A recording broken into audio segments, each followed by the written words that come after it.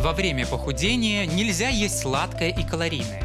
Кажется, что это нерушимая аксиома, ведь именно от этих продуктов и набирается лишний вес. Но в каждом правиле есть исключение, и называется оно cheat meal.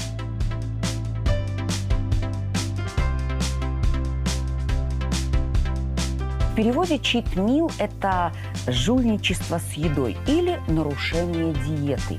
Идея заключается в том, что вы следуете правильному рациону, который рассчитан для вас, для снижения веса, ничего не нарушаете, и потом устраиваете себе один прием пищи, где вы можете есть любую углеводистую, высококалорийную еду. Это здорово. Так уж сложилось в ходе эволюции, что любое ограничение в еде человеческий организм воспринимает как стресс. И в какой-то момент под его действием тело перестает расставаться с жиром, а оставляет его на черный день. Замедляется метаболизм, а запретной еды хочется как никогда раньше.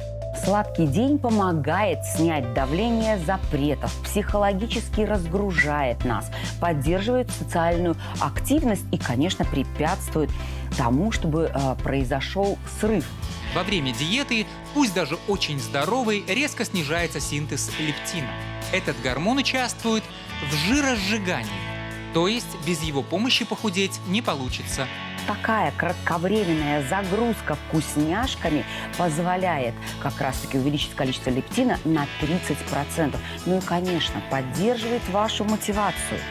Сладкий день во время программы по снижению веса устраивают худеющим с высоким процентом жира один раз в 2 недели, со средним процентом жира один раз в неделю, а тем, у кого низкий процент жира в теле, 2 раза в неделю. Этот прием я применяю, когда клиенту нужно снизить, скажем так, много веса. То есть это не 5 килограммов, а это 20, 30, 40 и даже 10 килограммов. Безусловно, это помогает. А что же после того, как вес нормализовался? Можно ли оставаться в форме, будучи сладкоежкой? Да, можно, и не удивляйтесь. Самое важное – знать, какую порцию углеводов вы можете съесть каждый час. Можно заменить сладости, основные сладости, например, на те, которые не содержат жира. Это мармелад, зефир, желатинки, это не сметанковое желе, это мороженое, фруктовый лед и многое другое. Итак, сладости, даже вредные и калорийные, могут присутствовать в здоровом рационе, но редко и в минимальном количестве. А сладкие дни во время низкокалорийной диеты даже помогают похудеть.